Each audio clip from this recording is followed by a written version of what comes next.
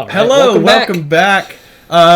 We just finished watching Jubermensch versus Pigs. Pigs Might Fly did take the victory over Jubermensch. Next game we'll be jumping into, you can see it on your screen, which apparently I could not previously, will be the Freelance 5 versus the Furious Tomato Dragons, both of which are newcomers to the OKLCS.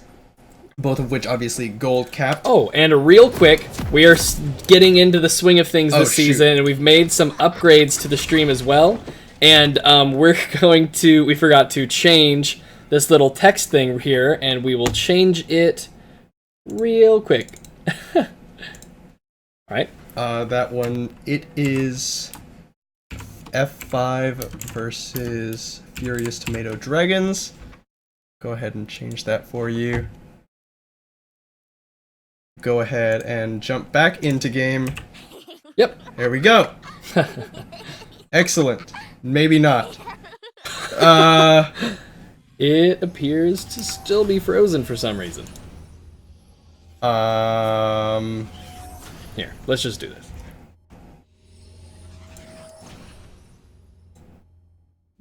Odd bugs. What? We might still... No, we're good. Haha. All right. So, Freelance 5 versus the Furious Tomato Dragons. Once again, both teams new to the OKLCS.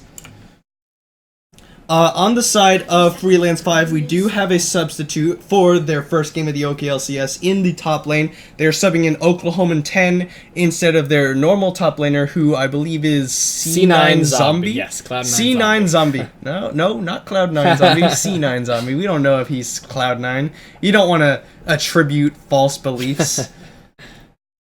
Anyways, in the top lane, subbing in for C9 Zombie, Oklahoman 10 in the jungle. Caradin in the mid lane, Mickey in the AD carry position, Shredder B in the support role, SRG Doughboy, and on the side of the Furious Tomato Dragons, we have in the top lane, Septimus 99 in the jungle. I don't know what that says actually. Daros Lancel? We're gonna call you that until we figure it out. In the mid lane, Dark Wolf in the AD carry, USG Delivery.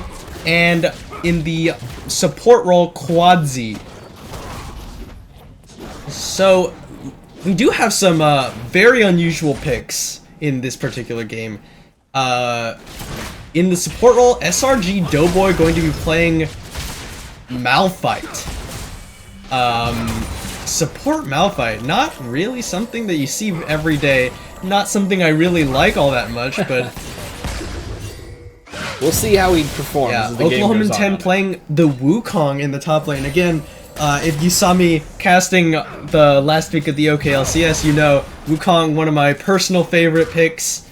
Not that I think it's good, it's just really fun. I've been playing it for a long time. If you're good at it, you can really make a lot happen, but if not, then you're... Well, I mean, same with any other champion, you know? Anyway, he's using the wrong Wukong skin, though. Good thing he's just a sub, right? No, we're kidding, of course. We're kidding. Anyway, we did see a lot of trading in the bottom lane. Quadzi going very low. Oklahoman 10 actually taking a lot of damage there. And no one's gone down yet. Whole lot of trading going on in both the bot and top lanes. They haven't been panned over to the mid lane just yet.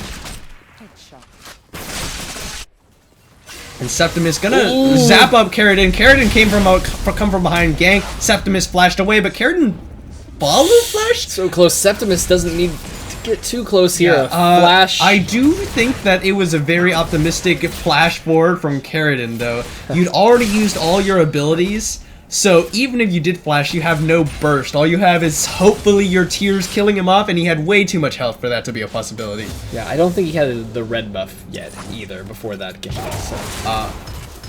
No, maybe he did. Yeah, he'd stolen away Daros Lancel's red buff. Oh, okay. My bad. Well, that's not something you see every day. The Amumu counter jungling the Elise, right?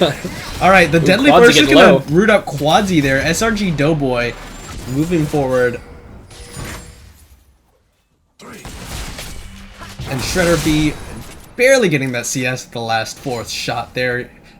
then this is kind of what we expect. USG delivery, playing that Caitlyn is going to be able to push in onto a Jhin, as well as the fact that with most of these non-meta supports, they don't give you a whole lot of pushing power either.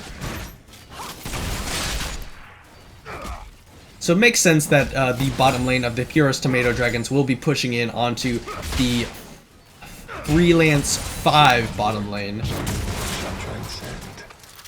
Yeah, we've been starting to see the professional meta become carry tops, carry junglers, and even in some cases carry supports when it comes to champions like Zyra or Brand. Yeah, the Zyra support really big now for a lot of those Korean supports at Worlds. Just get a carry in every role, and someone will get fed. Someone will carry. Or you could fall behind, have no tanks, and lose. That's also something that's very common. That could also happen. And Shredder B needs to space out his auto attacks just so that.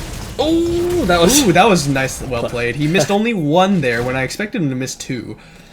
Alright, Elise is taking the Scuttle Crab in the bot side. Amumu taking his own red buff now. Yeah, that's 3 buffs on the side of Carrot in there. Yeah. You know, I do think that Daros Lancel could have gone a little bit more aggressively. His bottom lane was pushed up on the side of the Furious Tomato Dragons, meaning they would have been the first to collapse had he been spotted into the red buff. So, but, you know, always err on the side of caution, so not at all bad that he didn't invade. I'm just thinking he probably could have. Yeah. At least probably has a pretty good 1v1 at this stage in the game against an Amumu, but depending on how the teams collapse, you never know how it's going to end. Yeah, Oklahoman 10 gonna get zapped up here. Oklahoman 10 doesn't have any mana either, but Septimus went into that minion wave, took a little bit more damage than he was bargaining for. Septimus does have teleport advantage, Oklahoman 10 having used it to recall and then get back to lane. So as they hit 6, that is going to be pretty impactful should something break out in the bottom lane. Wukong hitting level 6, but not really having much mana to get off a full combo to try and go for the especially kill here. Since Septimus 99. Ooh, there's the Tibbers, but he barely missed the stun. No stun, yeah. Unfortunate there. He's gonna flash away. He's gonna... No! Nice minion man. Gonna block away that cocoon.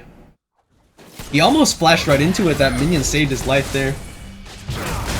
Ooh, nice block by Quadzy. He used the Unbreakable on the 4th shot from Shredder B, meaning it nullified all of that damage. Yeah. Really nicely done by the Furious Tomato Dragon support right there. Yeah, playing champions like Braum and Yasuo well with those walls, you can negate some pretty impactful things out of the other team. Alright, Oklahoman 10 really needs to be careful. He doesn't have enough to decoy even. Yeah, he's probably going to go down here. No, nice sidestep on that one. He is eventually going to go down, but Septimus 99 is going to get executed. Oh, that is so unfortunate. He does actually manage to secure first blood for himself after the execute, which is actually pretty important, seeing as he's starting to fall behind about 20 CS now.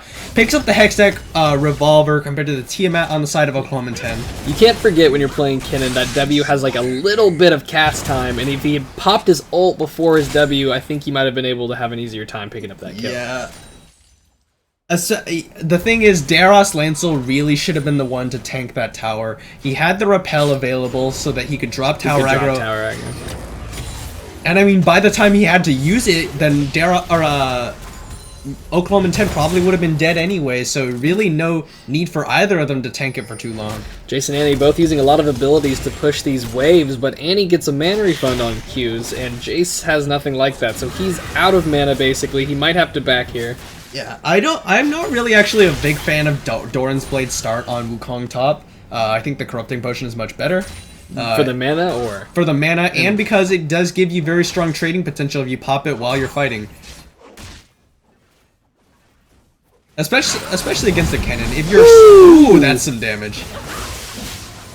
Especially against Kennen, like I was saying, because Wukong does actually pretty well against a lot of ranged matchups because he has a lot of gap close and burst. You can dodge... If you can dodge the Thunder Lightning Shuriken, you negate a lot of Kennen's trading potential and you have better extended trades. Yeah. In a lot of these matchups versus melees, though, I think some Kennens max the W because it enhances your auto attack, auto damage, and the active damage. Yeah, of course. We're starting to see the team start to move a little bit towards Dragon. We're seeing some pings down, some pings on top of the Wukong as he steps over this pink ward. Elise walking over a pink ward as well, not seeing they might it. collapse onto her. Their Annie can collapse, Amumu can There's collapse. about to be She a is definitely 3v2. in a bad place here. Alright, Daros Lentil out of mana too! There's no reason for him to be there. Curse on the Sad Mummy, the flash forward, Oklahoma 10 helps secure that kill. Dark Wolf not gonna get stunned up, but he will get knocked up. And now stunned there, and Tibbers will secure the double kill for Mickey00. Septimus chasing down Wukong a little bit on the other side. Pops but doesn't quite get in range. Not a good slicing maelstrom. That wasn't even the flash away by Oklahoma 10. He's going to teleport up to this top lane to stop that minion wave from hitting the tower. Just overall good play by the Freelance 5. I want to say the Fantastic 5. That's the Fantastic 4. Get your comic straight. Shush, I know what it is. It's just like... Alright, so... Now that SRG Doughboy has hit that level 6, he does have a little bit more trading power. Carradine 5 gonna find Septimus here. He is a little bit alone there and out Septimus of mana. Doesn't have his ultimate either after popping it trying to secure the kill on Wukong. He's just gonna walk away though. Moon's gonna back off and start trying to counter jungle. Yeah, he went for the he's looking towards the Cinderhulk build on this Amumu, not the Runic Echo, so not a whole lot of 1v1 potential until you get that Rylai's and become unkillable. And inescapable. SRG Doughboy is going to catch that winner's bite, but not a whole lot. Oh, and walks back forward. Side, we're going to see Septimus collapse on he's Amumu, and oh, that's some damage. Wow, that was really well played by the bottom lane there. He does miss the Glacial Fissure, though, and he takes an extra tower shot there. Curtain Call is going to come out soon, I think. No? Okay, no. There is an Elise nearby, and it's getting pings. I think his team might be telling him not to do it, or Elise will come in and drop this stun. And the top side, we saw Kinnan after he got pushed out of his top side jungle by Amumu. Amumu went for the Krugs. Kinnan came to interrupt, and Carradine had to flash over the wall. So that's Amumu flashed down for a little while. No, I think that that was very well played by the bottom lane of the Furious Tomato Dragons. What happened is SRG Doughboy definitely misplayed there. He walked forward to allow them to get the concussive blow stun. They dropped the trap down directly under him, reset the headshot, USG delivery, playing very well, and they just easily picked off SRG Doughboy.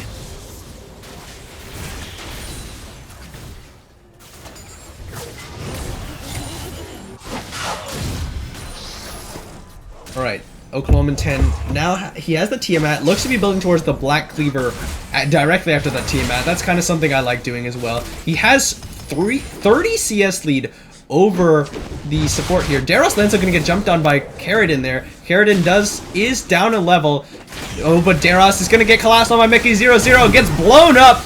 Oklahoma 10 jumps onto Septimus. The Slicing Maelstrom is expired, but is he going to get the stun? No, he's not, because Oklahoma 10 has the auto attack. It's going to take him out, push the wave in as hard as he can, and recall in safety. Proto Belt now finished for Septimus, 99. Yeah, and the Freelance 5 doing a better job collapsing and rotating around the map to pull out these number advantages against the members of the Freelance 5. Dark Wolf Knight 59, going for something we haven't seen recently. The Tear of the Goddess Jace, sort of fallen out in favor of just getting a better power spike instead of putting yourself in the trough that Tear of the Goddess inherently does. And then he picked up a BF sword. Oh, there's the Unstoppable Force. It doesn't matter. It's rooted up. He misses the bandage toss. Here's the Curtain Call. The Unbreakable about to expire. It does expire. It is going to land on the USG delivery. And the Curse of the Sad Mummy locks out Quadzi for that last shot to secure the kill. USG delivery out of mana. Can't really trade back. Just autoing. Trying to keep safe. Alright, I cleared the chat real quick because I noticed that people were talking about some of the games. Try to avoid any spoilers. You can talk about things that are happening on the stream if you were partook, you know. But you can't talk about what might happen or what happened in a different game. Yeah, we try to avoid talking about games that have yet to be streamed. Yeah. When this game is finished, if you guys want to talk about maybe what happened in one of the other games, that's fine. Yeah, and actually, this is a great opportunity. Never mind. Dark Wolf 59 about to get soloed out here. He did not... Oh, the auto attack is not going to be enough. Gosh, so close. Anyways, great opportunity if you want to talk about these games after they've happened, please join us in the official OKLCS Discord, which we did set up for the public last night. Yes. We have been playing around with people in the OKLCS. I think the other night I was playing with a bunch of members of Freelance 5 and also OGR, and we were having to put them in like a server that's, you know, kind of reserved for like my close friends, and remove them later. And we thought it would be cool if we could let people in the OKLCS have a place to chat pretty freely. Yeah. So while there's a lull in the action, please join us in the OKLCS Discord. There's a link on the Twitch page. We'll post it somewhere else later on. Any of your friends who might be captains of the OKLCS, they will have it. If you want to join, you're welcome to. We do ask that you be if you're part of it, rules and stuff. If you be part of it, you have to be sort of like related to the OKLCS, be part of League of Legends, be part of the Oklahoma community, just stuff like that. We don't want to flood it. Yeah, with just a lot of random people. But anyways, back to the game. Like we were saying about Dark Wolf 59, the Tear of the Goddess build on the Jace sort of fallen out of favor. Oklahoman's going to be jumping onto the Dark Wolf. He is going to flash forward, and he's going to throw it on the Cyclone, knocks up Daros, and he is doing quite a bit of damage, but catches quite a bit from Daros. He does secure the kill, and he's going to jump back onto him, and he actually survives with the help of Mickey. SRG Doughboy going to get stunned up by concussive blows there. Not sure if he was paying attention. The Proto Belt, not enough. He throws down the Slicing Maelstrom to try and get them off his back, but he is probably going to go down there. Flash Curse of the Sad Mummy means that Oklahoma 10 dashes back in. Mickey 0-0 on a rampage now. I do appreciate all the things that Riot has done for clarity in the last few seasons, but I still always think it's so funny to see a minion or a pet of a champion walk too far away and just blink without any animation back to the champion. Shredder flashes away. He gets stunned up by concussive blows anyway, thanks to the flash from Quadzi, and USG Delivery manages to stand there and auto-attack him down because Quadzi did a really good job of tanking up the tower there. Really nice plays out of the bottom lane of the Furious Tomato Dragons. But on the other side, Mickey 0-0 is absolutely massive. Oklahoma 10 5-0-0. Yeah, and Oklahoma 10 Mickey has a huge CS lead over Septimus 99. The solo lanes hugely in favor of the Freelance 5. Yeah, I mean, you can see how Amumu has contributed. Amumu is 0-0-4, whereas Elise is 0-3-1. Oh, and Septimus 99 getting jumped on once again. Oklahoma 10 doesn't even get to be part of that one. We're just seeing a lot of good skirmishes and roams coming out of the junglers and solo laners on the side of Freelance 5. Probably, you know, behind the scenes, probably a lot of good communication going on, because that's where that kind of comes in. Because a lot of these plays, like that one we just saw, that's kind of on the back of team communication rather than just, you know, some sort of mechanical skill. Yeah, that was really well played. Mickey 0-0 starting to get pretty massive. Finish the Morello Nomicon, finish the tier 2 boots for more roaming, finishing or building towards the Luden's Echo for some more burst. Luden's Echo is sort of an item that's kind of fallen out of favor just in general because Rylai's Crystal Scepter gives almost equivalent stats. A little bit less burst on the passive, but how much utility can you talk about with that Rylai's Crystal Scepter? It's kind of an overpowered item. I am in agreement. I do think that in a lot of ways, Relies and Frozen Mallet can often be a little bit game-breaking on a lot of champions. And I mean, I do want there to be... Again! Mickey 0-0 jumping onto the jungler there. Oklahoma 10 looking for USG Delivery, but he does get the Cyclone onto Quadzi. He is going to get stunned up by Mickey 0-0. Unstoppable Morse catches USG Delivery. Exhaust goes down. He misses the deadly flourish. Summoner Heal comes out, but here's the curtain call. One shot lands. Second shot lands. The third shot is going to land. The fourth shot will be flashed away from. And now 4 members here pushing in the bottom lane. The 5th member not too far behind. Yeah, could this be Tower First Blood? And it is. Yeah, the Freelance 5 moving as 5. To secure these objectives, 3 towers to 0, they have the Dragon advantage as well. Dragon and Baron spawning about the same time in about 1 minute and 20 seconds.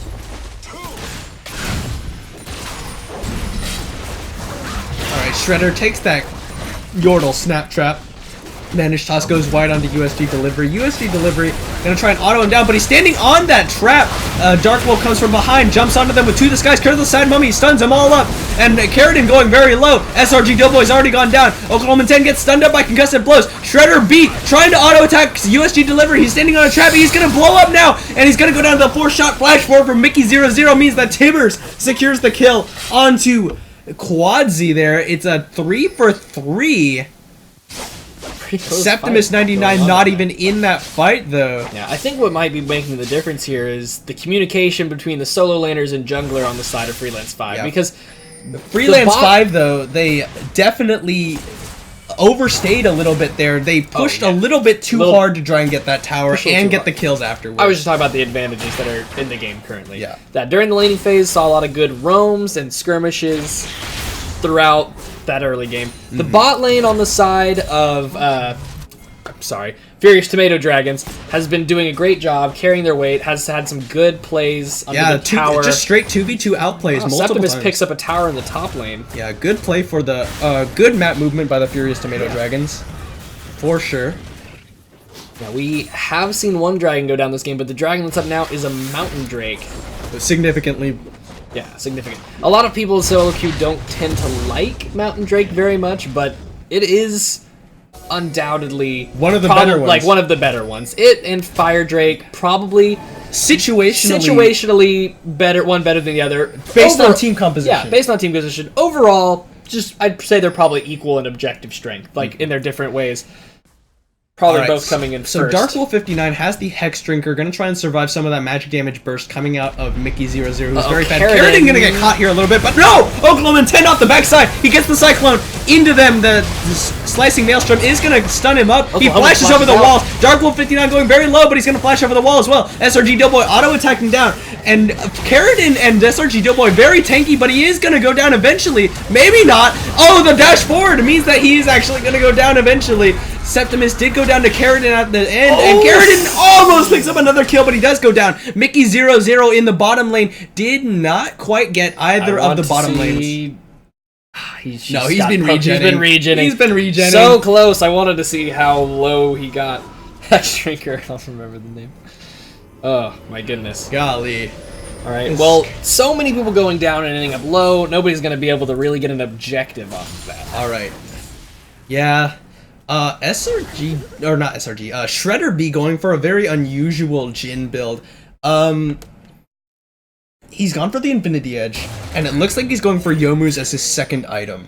Yeah. That's not really an optimal build path for Jhin. Yeah. Jhin does have two optimal build paths in a way. For Jhin, there are two really universally accepted build paths that are very good. One of them is the armor penetration build, in which case you go Youmuu's into Duskblade of Drakthar, into Maw of Malmortius if they're very magic heavy. Otherwise, you just build towards Rapid Fire Cannon directly after that. The other one, oh, never mind. Oklahoma 10 jumps onto Daros Lancel. He's gonna put down quite a bit of damage with Dark Wolf there to dissuade the chase. Quadzy here catches out Oklahoma 10, who does not have decoy. He's exhausted. He's gonna jump back. The Deadly Flourish does catch Quadzy, and he's gonna get jumped on by Tibbers. Cyclone knocks him up as well. Oklahoma 10 picks up the kill.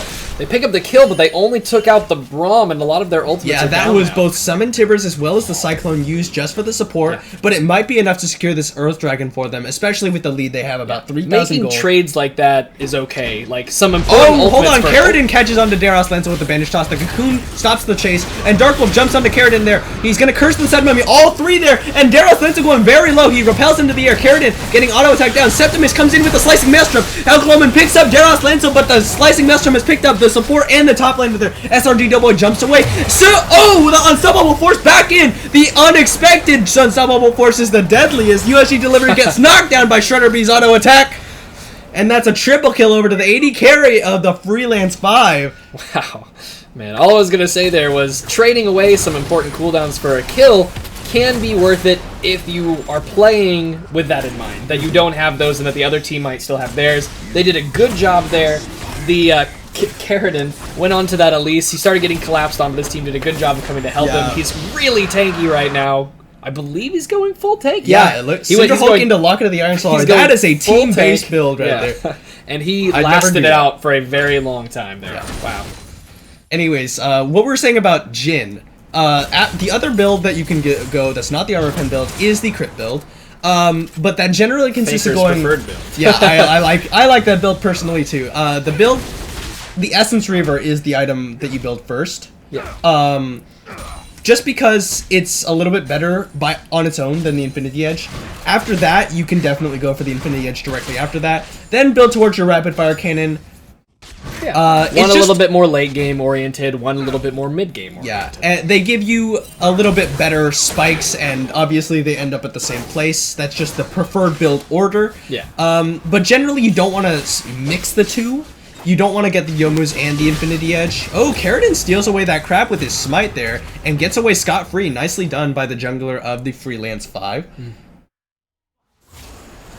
Alright, so they do have a pink 24 and minutes in, we're starting to get in range of being able to take Baron if you have enough members in full health and enough time. Yeah, so. Jin, one of the slower 80 carries to take the Baron. True. Oh, but Oklahoma 10 jumping onto USG delivery, flashed away. He was not actually going to get rooted by that Deadly Flourish. Yeah, on the Although side... it is good to flash away from the Wukong that's very fed and going to blow you up. On the side of Furious Tomato Dragons right now, not a single member has their flash up. On the side of Freelance 5, I think they have 2, as well as...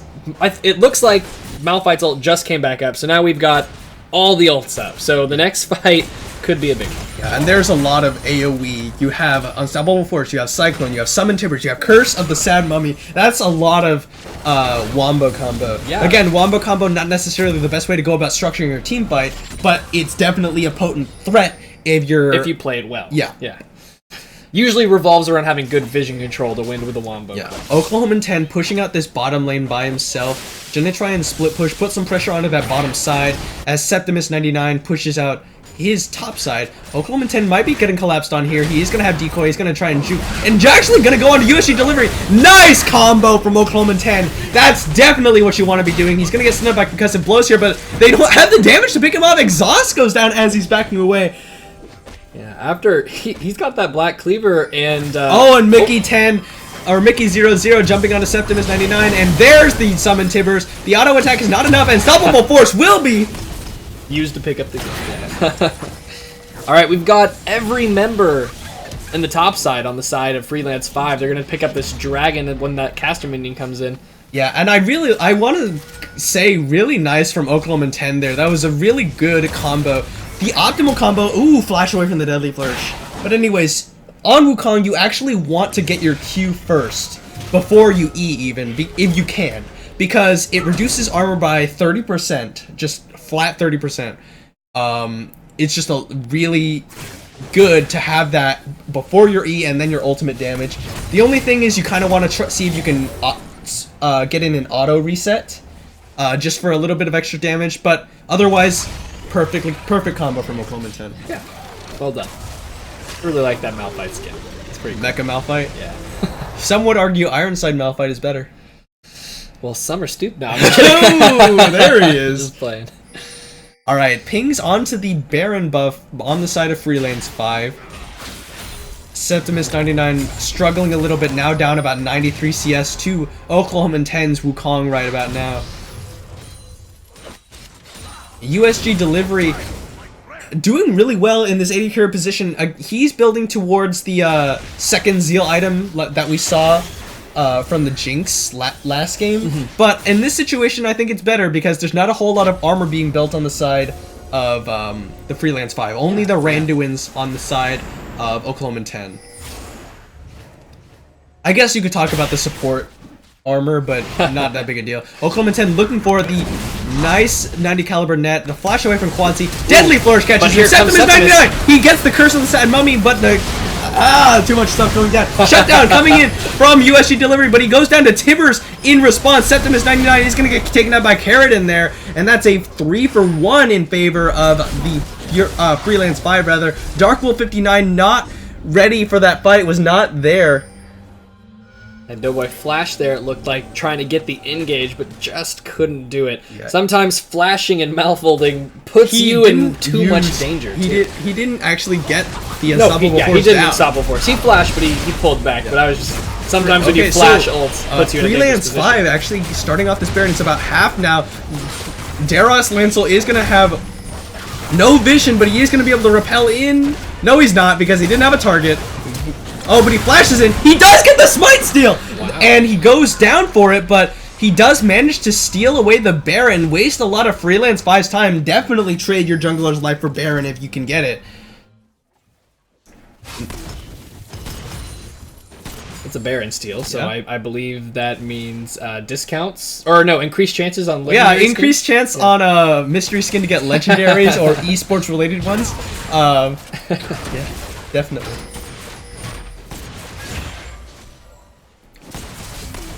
Alright, both teams starting to ping that dragon that's about to spawn. We're not to 35 minutes yet, so it is not an Elder. Ooh. We'll see if the directed camera will give us a glimpse into which dragon this is. Is going to be the Cloud. You can just see it on the icon. Oh, I see that now. Okay, I see that. Ooh.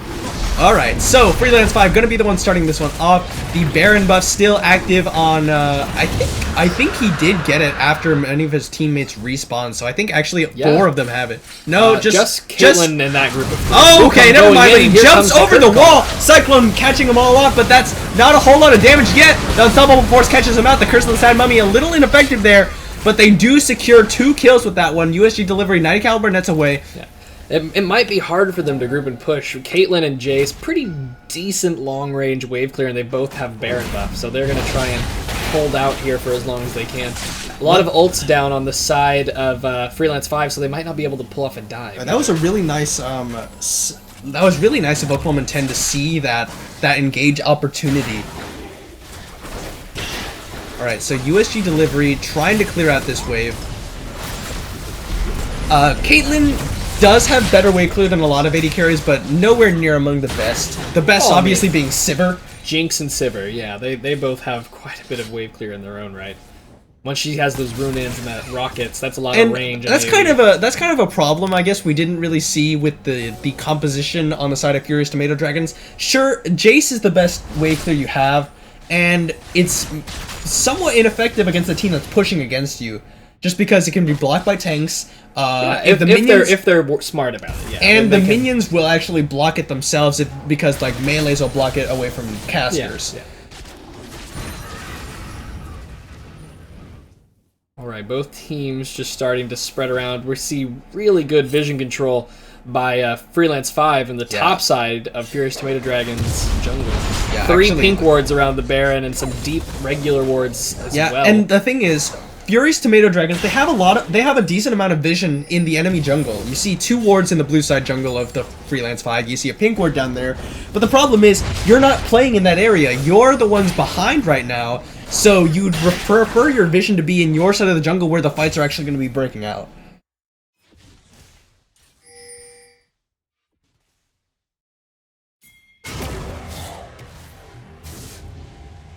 Alright, so Oklahoma 10 going to be jumped on here, but he's going to go for the same play on the USG 50 delivery. He does get the Cyclone out. Summoner Heal and Flash used to survive, but that does mean Oklahoma 10 is probably going to go down for nothing here. He is going to get taken down by Daros Lancel. Here's the curtain call, blocked up by Daros Lancel. Carradine is going to take the ace in the hole, and Septim is going to get stunned up by Tibbers here. Almost goes down to that last Q from Mickey00, and Mickey00 continuing to move forward. Catches that Shock Blast, but not a whole lot of damage. Alright, so they do lose their top laner because he was a little bit out of position there, but a lot of health bars very low on the side of Furious Tomato Dragons. What can the Freelance 5 do?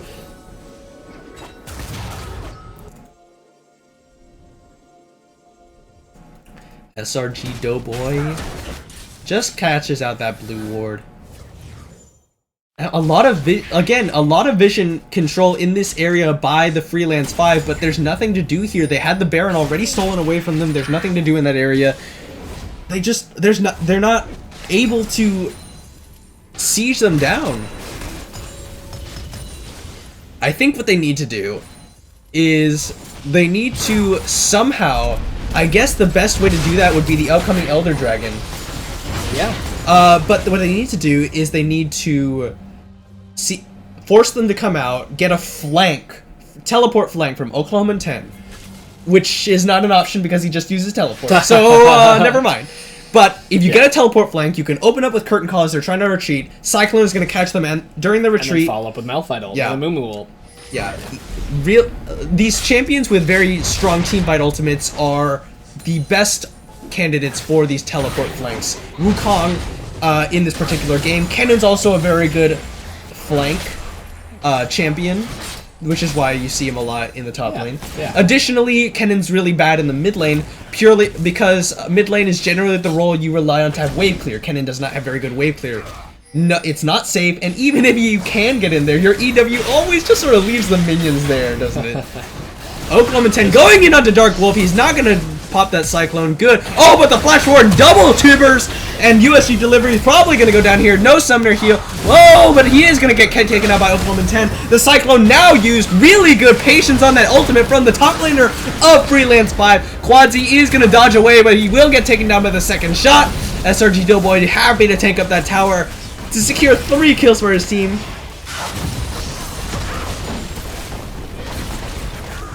This tower finally going to go down. Freelance 5 finally making something happen. Septimus 99 really not happy with where he is right now. Ooh, this might be tough for him. Oklahoma 10 zones him away from that exit, and they are just going to let him go. No, they're not. There's the auto. He's going to have the Deadly Flourish. He flashes away. He does not have vision, so it's not going to find him. Carradine is the only one up here. Okay, questionable decisions here. The exhaust goes down. They are going to secure this kill, surely. Yep, he goes down, but they could have gotten an inhib in the top lane instead of chasing. Yeah, it's hard to fight the instinct to fight in a lot of League of Legends games. Sometimes the better thing to do is to be a wuss. Go try to take some stationary objective that doesn't fight back. No. Play the map. Yeah. They could have easily gotten that mid lane, or that top lane inhib tower. Umumu was up there, he had the tower pushed in, but nobody wanted to help him push it down. Umumu's not really a very good champion for taking down structures. Haven't seen my on-hit Amumu. No, just kidding. Ah, yeah. Excellent. I love that Blood Razor Amumu jungle. Yeah, your auto attacks lower magic resist, but only once, so it's not good at all. Oh, and Shredder B actually forced Daros Lancel away from his own blue buff. Yeah, that 4th shot is basically a smite in its own right. Honestly, something that junglers have to look out for when they're going for smite battles. Yeah. Jhin with rapid fire cannon, his 4th shot can easily out-smite.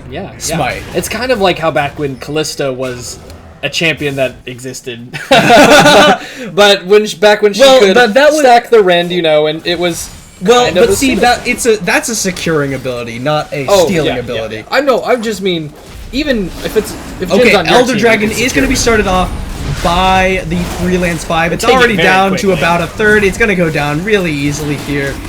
And we're starting to see Furious Tomato Dragons rotate towards the Baron, but yeah, but this is not really a good idea.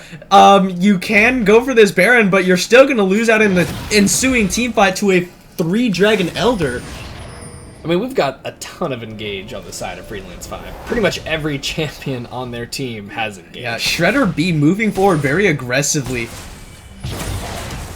Takes about a third of his health, or yeah, a fourth of his health from that shock blast.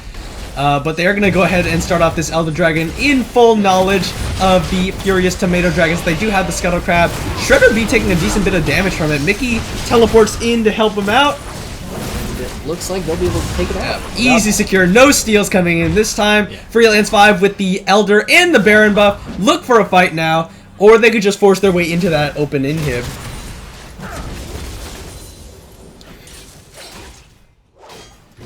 Alright, Oklahoma 10 going for a Sheen item as his last item. He has the Randu and Zoman to secure some armor against the Jace and the Caitlyn. Really nice adaptation, in my opinion. The Maw of Melmortius will give him the magic resist as well. I'm not sure what Sheen item I'd really like on Wukong, actually, though.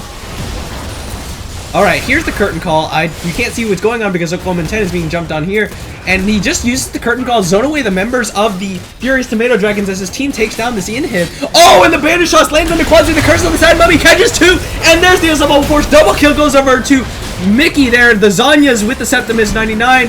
He was not able to secure any kills. They're just too far behind at this point. Only level 14. Did not even have rank 3 ultimate. And the Freelance 5. This might be the final push here. Probably be able to make the final push. They're going to go secure this bot lane inhib. Just for safety. Dark Wolf 59 jumps on Oklahoma 10.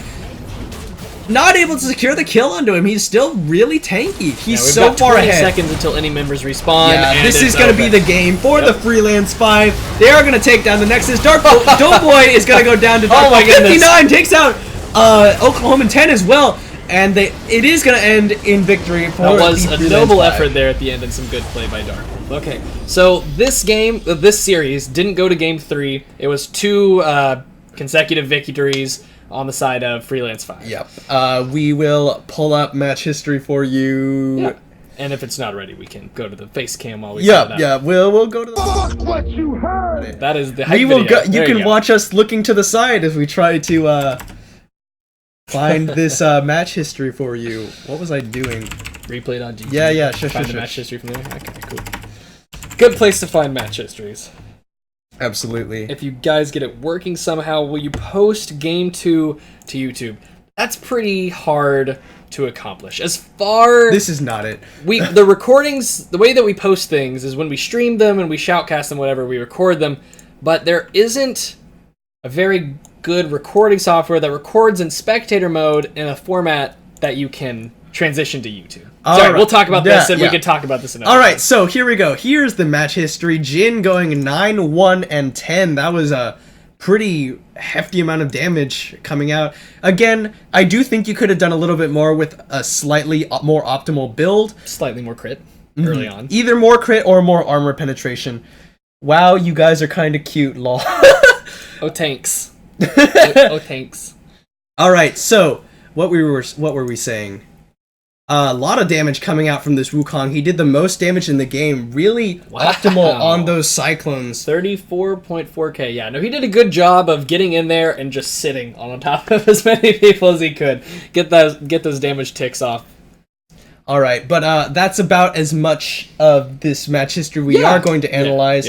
Thanks for watching, guys. We will be getting to you with the... Fuck what you heard! God, I click on the wrong one every time. Yeah, and don't forget, sorry, I'm just going to throw this out there. We stopped the stream in order to break up the past broadcasts pretty easily. We hit start streaming again. It goes to a standby screen. So just be sure to refresh after we quit out and whatever, because it takes a minute sometimes and it'll say it's offline even though it's not. So, anyways, we just watched the Freelance 5 take down the Furious Tomato Dragons in their first week of the OKLCS. The next game directly after this will be the Trill Boys, formerly known as Venom, the runners-up of last split of the OKLCS, versus Pizza Lord's Rebirth, again another new team to the OKLCS. We'll see you in just a few minutes. Yep.